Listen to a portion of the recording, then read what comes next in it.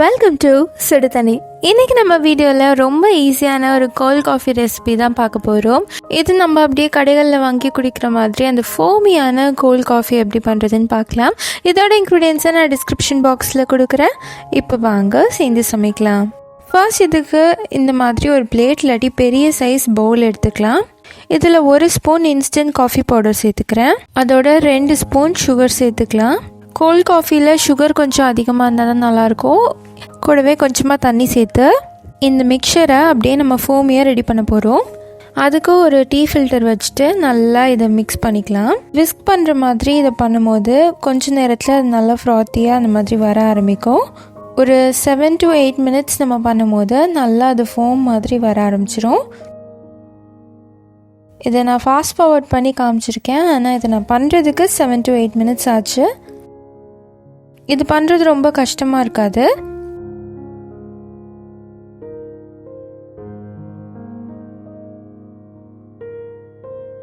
ஒரு 5 to 6 மினிட்ஸ்லேயே உங்களுக்கு அது வர ஆரம்பிக்கும். அப்போ உங்களுக்கு அதை பார்க்கும்போது கொஞ்சம் ஈஸியாக இருக்கும் பண்ணுறது.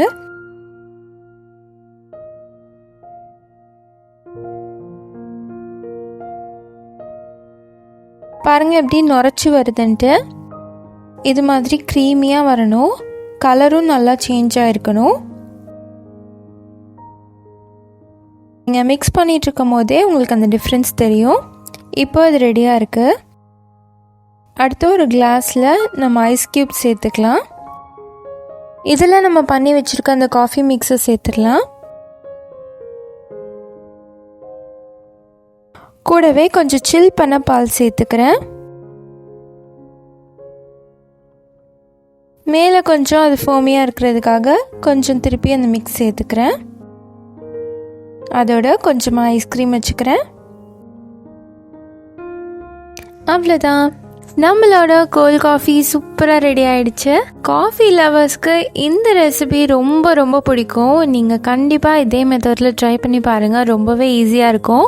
செலவு பண்ணி ரெஸ்டாரண்ட்டில் போய் வாங்கணுன்ற அவசியம் இல்லை. வீட்லேயே நம்ம சூப்பராக பண்ணிடலாம். நீங்களும் இதே மாதிரி இதை பண்ணி பார்த்துட்டு எப்படி இருந்துச்சுன்னு சொல்லி கமெண்ட்டில் சொல்லுங்கள். இந்த வீடியோ பிடிச்சிருந்தா லைக் பண்ணுங்கள். சுடுதண்ணி சேனலை சப்ஸ்கிரைப் பண்ணுங்கள். தேங்க்யூ.